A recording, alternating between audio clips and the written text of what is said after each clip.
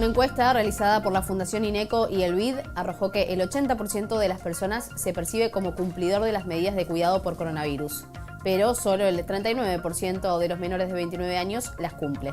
Por su parte, el 67% asegura estar dispuesto a cumplir medidas más restrictivas siempre que no sean extremas. Buenos días, estas son las noticias a las 12:30. El presidente Alberto Fernández encabezará esta tarde un encuentro virtual con 12 gobernadores y el jefe de gobierno porteño, Horacio Rodríguez Larreta.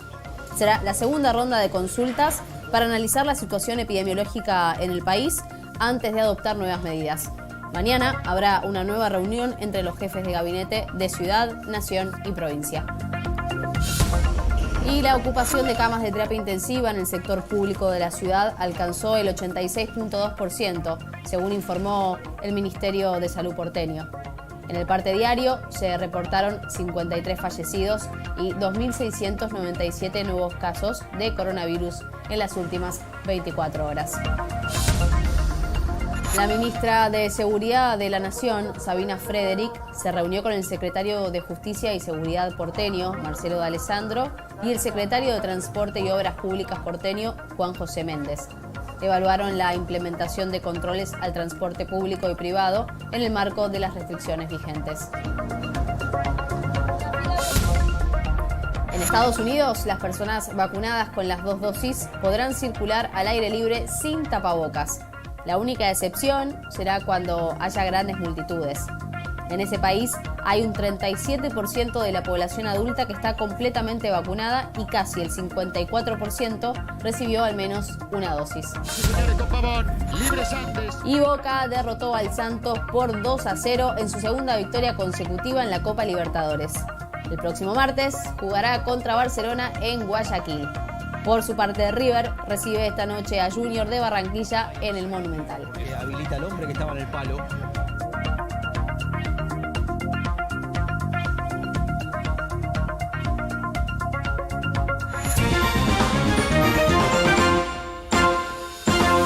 Repasamos cómo está el tiempo en la ciudad de Buenos Aires. La temperatura actual es de 22 grados 7 décimas.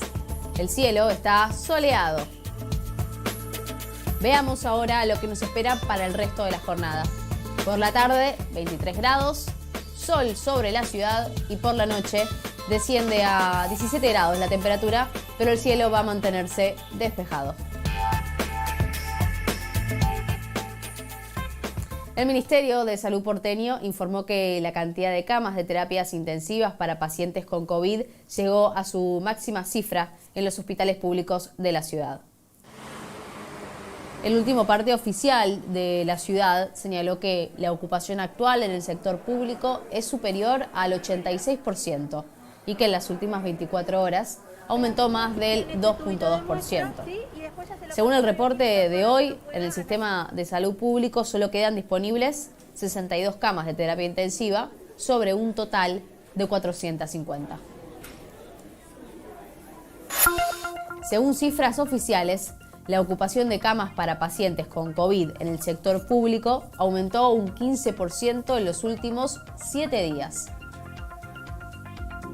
Hablando para el 2050... Y en el Hospital de Clínicas de la Ciudad de Buenos Aires se alcanzó el 100% de ocupación en las camas de terapias intensivas. Así lo confirmó esta mañana la jefa del sector, Célica Irrazábal, quien aclaró que todavía hay capacidad para recibir pacientes y que algunas camas se están liberando por altas, derivación o por fallecimientos. Actualmente, el 60% de los pacientes internados tiene coronavirus y el promedio de edad es de 68 años.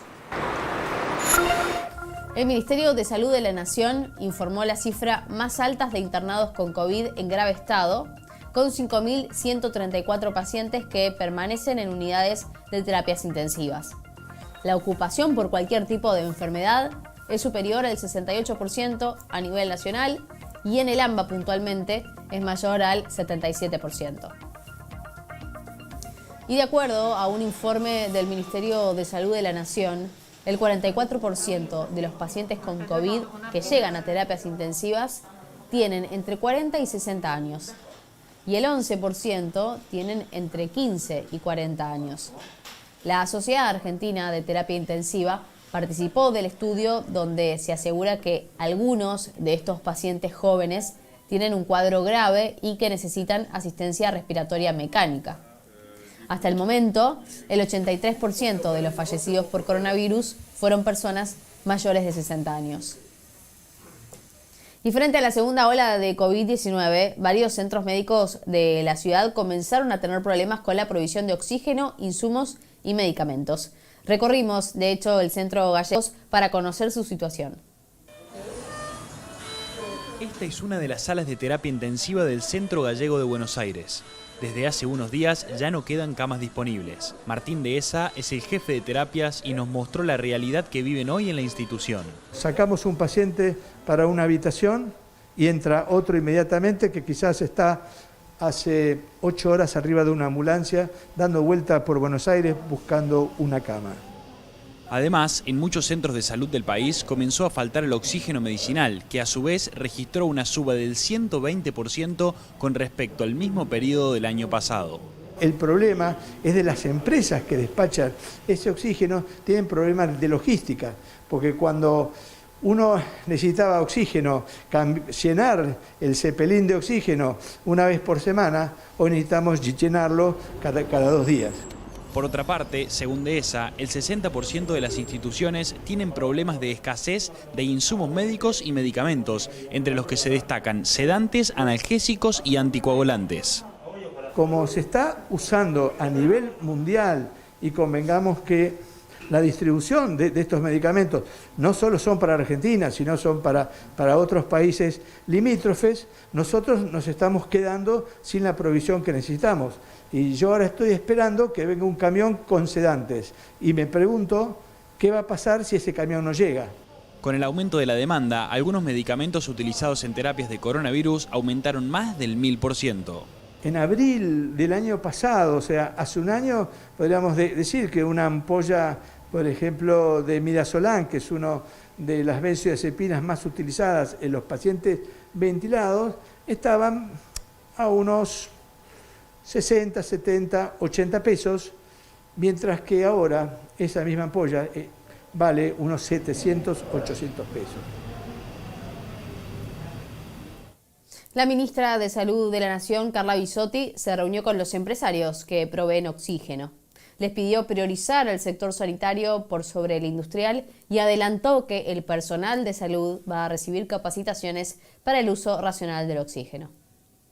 Es de público conocimiento que es un insumo crítico a nivel mundial, por lo que Argentina ha generado un decreto que requiere la autorización para la exportación de esos medicamentos y ha generado una mesa de consenso y de acuerdo multisectorial con el Ministerio de Producción, Comercio Interior, la industria farmacéutica, droguerías, los financiadores y el Estado Nacional, acordando un precio máximo para poder favorecer el acceso equitativo de estos medicamentos y las acciones para favorecer la importación de la materia prima y articular para la producción para minimizar el riesgo de desabastecimiento. En este momento está entre 2 y 3 veces la oferta, la demanda de oxígeno y la posibilidad de cubrir esa demanda, entre 2 y 3 veces más que el momento de mayor consumo del año pasado. El último reporte nacional de coronavirus registró una suba en la cifra de fallecimientos diarios con respecto al día anterior. Se registraron 516 víctimas fatales en todo el país. También aumentaron los casos diarios con 25.495 contagios. De esta manera, el total de positivos supera los 2.900.000. El área metropolitana de Buenos Aires sigue concentrando la mayor cantidad de contagios. La ciudad informó 2.697 nuevos casos, mientras que la provincia 12.410.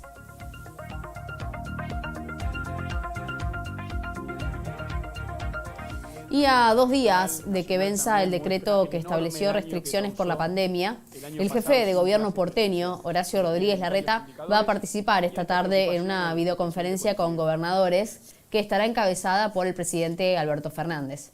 Las próximas medidas van a estar enfocadas principalmente en el área metropolitana de Buenos Aires y en las grandes ciudades del país. El presidente ya conversó con 12 gobernadores y esta tarde, puntualmente a las 17 horas, lo va a hacer con los mandatarios de la Patagonia y del centro del país. Mañana, el jefe de gabinete porteño, Felipe Miguel, se va a reunir con sus pares de nación y de provincia, como lo hicieron en el día de ayer. Y en la ciudad empezaron a aplicarse las segundas dosis de Sinopharm que llegaron al país el fin de semana pasado. Una de las postas de vacunación está instalada en el Centro Cultural Recoleta y justamente en ese lugar está nuestro compañero Willy Quiroz. Buenos días, Willy. Buenos días, Agustín. Exactamente detrás mío la fachada del Centro Cultural Recoleta, por donde ingresa el personal médico que ha recibido turno para hoy. Son 900 turnos para dar las segundas dosis al personal médico de la vacuna Sinopharm, que cuando se completa el cronograma de inmunización da una certificación cercana al 80%. 611.000 personas con al menos una dosis hasta el momento en la ciudad de Buenos Aires. 1.200.000 personas son de riesgo, con lo cual se alcanzó hasta el momento la mitad de las personas de riesgo. 21.000 turnos en general en la jornada de hoy, casi todos al personal médico. Por otro lado, faltan vacunar a 30.000 personas de las 100.000 que se anotaron en mayores de 65. Recordemos que la vacuna Sinopharm utiliza una tecnología conocida como viral inactivada. Esta tecnología modifica genéticamente al virus para no producir la enfermedad, pero sí una respuesta de anticuerpos. Tuvimos la posibilidad de hablar con algunos miembros del personal médico que fueron vacunados y que completaron justamente el esquema de inmunización. Los escuchamos. ¿Qué significa para vos haber completado el esquema de inmunización? Y la verdad una tranquilidad porque trabajando todos los días en el sector salud, como que estamos más expuestos a todo esto y para mí es importante haber completado el esquema. O sea, me da un voto más de seguridad en cuanto a mi trabajo. Acabo de recibir la segunda dosis, según lo programado, y bueno, para mí es un logro de que todos podamos acelerar este tema de la vacunación, porque creo que es importante tenerla. De todas formas, seguir cuidándose es la clave, pero es como que uno ya se queda un poco más tranquilo. ¿Cómo fue el proceso? ¿Rápido? Impecable, rapidísimo, el mismo sistema te invita a no transgredir absolutamente nada, todo organizado, fácil. Yo creo que dentro de no mucho va a ser un pasaporte en realidad tener las dos vacunas, que vas a poder salir por acá o viajar solamente si estás vacunado, así que para mí es una gran seguridad para el futuro. El Ministerio de Salud porteño aplicó más del 96% de las vacunas que recibió por parte del Estadio Nacional. Más de 612.000 personas recibieron la primera dosis y el proceso de inoculación se completó en más de 105.000 personas. Recuerda que podés pedir un turno para vacunarte si sos mayor de 65 años entrando a buenosaires.gov.ar/vacunación65. También podés hacer la reserva de tu turno llamando al teléfono 147. En nuestro país, el 1.92% de la población recibió 2 dosis de la vacuna contra el coronavirus y casi el 14% tiene una dosis. La estrategia que se está implementando es diferir hasta 3 meses la aplicación de las segundas dosis, a excepción de la vacuna Sinopharm, de la que todavía faltan estos datos. El objetivo es generar inmunidad a más personas en una menor cantidad de tiempo. Y el gobierno porteño reforzó el plan sanitario contra el coronavirus en los barrios populares. Ya están funcionando los centros de vacunación ubicados en el barrio 21-24 y en el barrio Richardelli. En los próximos días se van a sumar las postas del barrio Mujica, del barrio 15 y del barrio 20. Además, se instalaron 7 puntos detectar, se retomó la búsqueda activa de contactos estrechos y también se retomó la asistencia en el aislamiento. En la última semana, el promedio de testeos durante los días hábiles fue de 960, con una positividad del 30%. Además, el Instituto de Vivienda instaló 25 centros que brindan información acerca de la enfermedad y dan asistencia para el empadronamiento de la vacunación. Por su parte, el Gobierno Nacional va a destinar 70.000 vacunas a los colaboradores de comedores populares. La iniciativa responde a un pedido que realizó la Unión de Trabajadores de la Economía Popular y en la ciudad hay 246 espacios sociales, mientras que en el país hay unos 12.056. Además, el Ministerio de Desarrollo de la Nación incrementará un 40% la entrega de bolsones de alimentos y las transferencias de dinero para los comedores y merenderos homologados. La Corte Suprema de Justicia rechazó citar a la provincia de Buenos Aires en la demanda por las clases presenciales y le envió el caso a la Procuración General de la Nación para que opine sobre la acción de inconstitucionalidad que presentó el gobierno porteño de Horacio Rodríguez Larreta. La Corte le dio un plazo de 72 horas a la Procuración para que se expida. El tribunal solo tiene 3 días hábiles para dictar sentencia antes de que el decreto pierda vigencia, ya que vence este viernes. Es probable que el fallo no tenga efecto en el presente, sino en el futuro, y que funcione como una guía ante nuevos decretos que prorroguen las restricciones. Mientras tanto, el ministro de Educación Nacional, Nicolás Trota, confirmó esta mañana que mantiene el diálogo con los ministros de Educación del país y precisó que en el Ejecutivo trabajan para definir si harán falta mayores restricciones a la presencialidad en las escuelas. Lo que nosotros venimos trabajando, y lo hablamos con el presidente, que algunos han definido como presencialidad administrada, es qué puede aportar la escuela para disminuir la circulación de personas en el marco de una presencialidad hoy que no es absoluta, porque también es una presencialidad acotada. Bueno, ¿cuánto más la tenemos que acotar en territorios de alta circulación para lograr contener la circulación de personas y del virus sin llegar a la suspensión? Que es parte de lo que venimos trabajando con experiencias aquí en nuestro país, porque esto lo hicimos el año pasado, pero al mismo tiempo con experiencias en otros países del mundo. Todos sabemos que no podemos tener fanatismo de presencialidad nunca, ni presencialidad absoluta.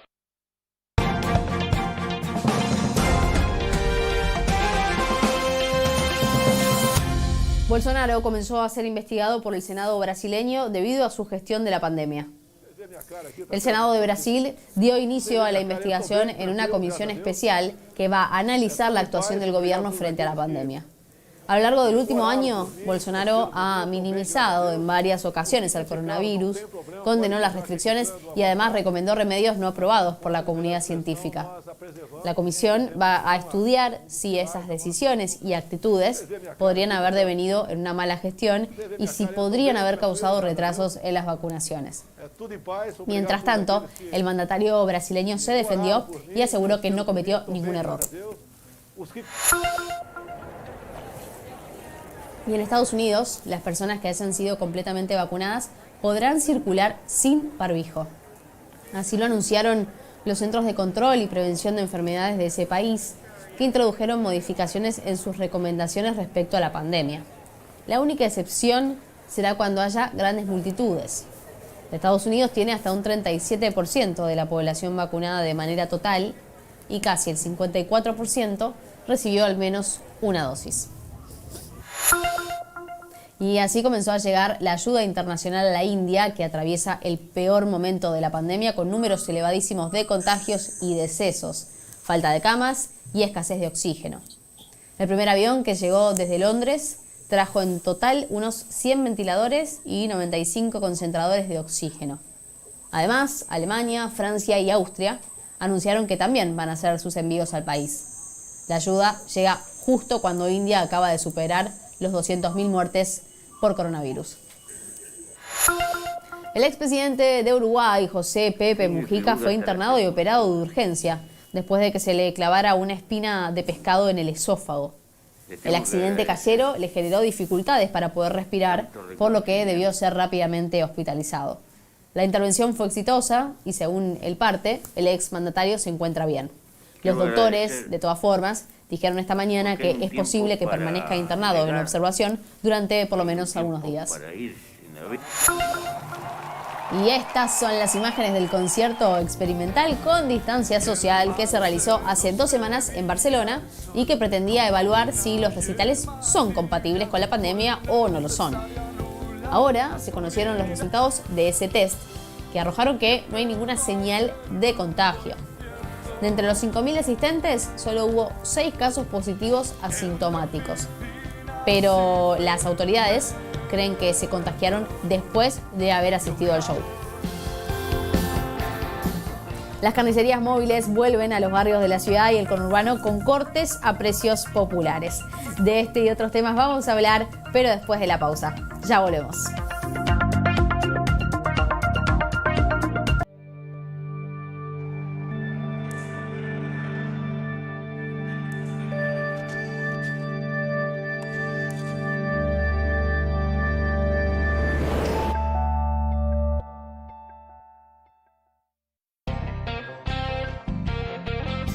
Hay un programa pensado para los apasionados por la naturaleza y la aventura.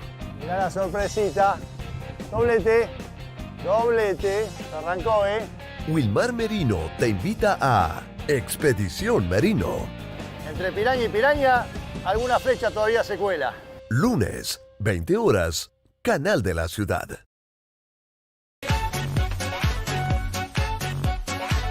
Nunca hubiera imaginado que con esa cintura comes choripán. No, como de todo. Yo me siento muy bien con lo que veo frente al espejo. Comía cualquier cosa y está impecable. Yo no tengo buena genética, yo me tengo que cuidar. Me gustaba más el cuerpo que tenía cuando era joven, obviamente. Que la vida sea intensa, plena, divertida. Pero ojo que si hago una película el sexo tiene que esperar. Muy Muscari, de lunes a viernes a las 13 en el Canal de la Ciudad.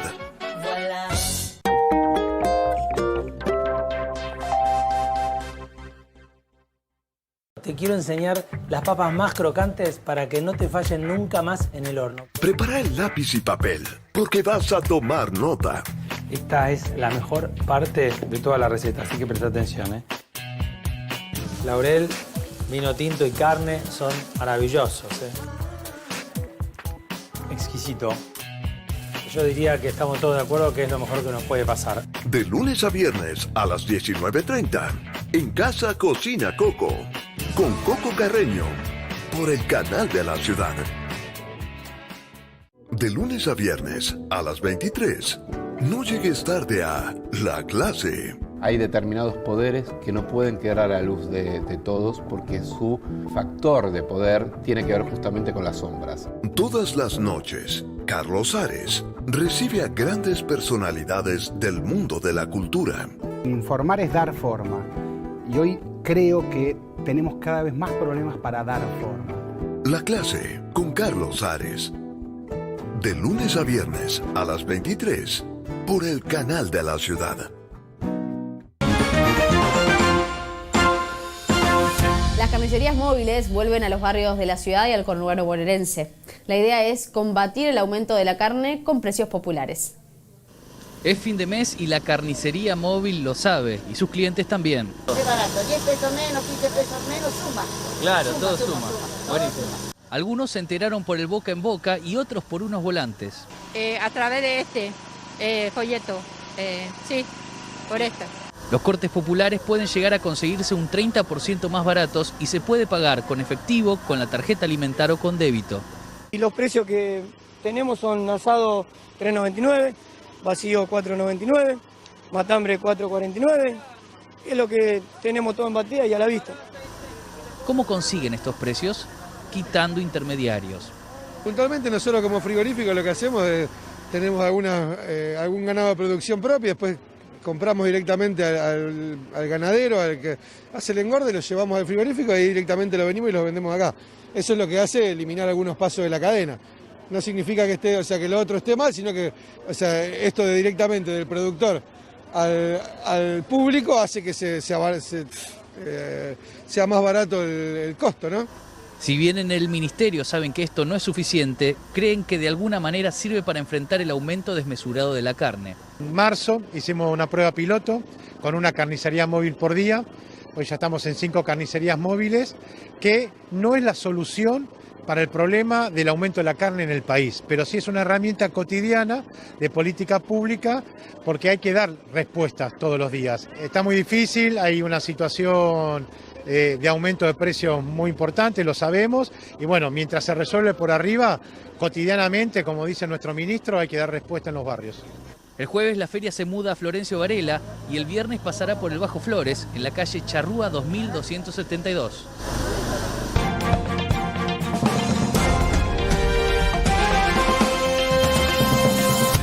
Y finalmente, las empresas y los representantes de los gremios acordaron un aumento del 35% para el salario mínimo. La suba va a ser en 7 tramos y habrá una cláusula de revisión en el mes de septiembre. De esta manera, el salario mínimo vital y móvil pasará a ser de 29.160 pesos. Esto a partir de febrero del año que viene. Se calcula que la medida va a beneficiar en forma directa a unos 300.000 trabajadores que se encuentran fuera de este convenio. Pese a no contar con la autorización del Ente Nacional de Comunicaciones, las empresas de telefonía celular, cable e internet anunciaron que en mayo las tarifas tendrán subas de entre el 10 y el 15%.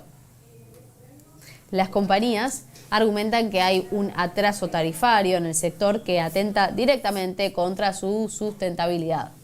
Recordemos que el año pasado, a raíz de la pandemia, los precios de la telefonía móvil, internet y cable estuvieron congelados hasta el mes de diciembre.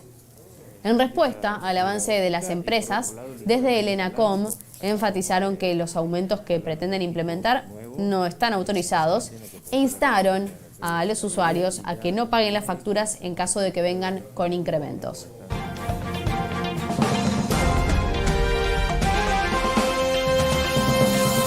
Y hablamos de River, que va a jugar esta noche contra Junior de Barranquilla. El equipo de Marcelo Gallardo no va a poder contar con Matías Suárez por ser contacto estrecho de un caso confirmado de COVID-19. Por este motivo, el técnico eligió como reemplazante al juvenil Benjamín Roleiser y tampoco estará Jonathan Maidana por haber dado positivo por coronavirus en la última ronda de testeo de PCR que se hizo a todos los jugadores. El equipo millonario va a buscar su primer triunfo en la Copa después del empate que consiguió contra el Fluminense de Brasil. Y para despedirnos vamos a hablar de un mito viviente de la música. Vamos a hablar de Bob Dylan, porque una nueva biografía lo acusa de haber construido su carrera a base de engaños a la prensa para construir una imagen pública que no es verdadera.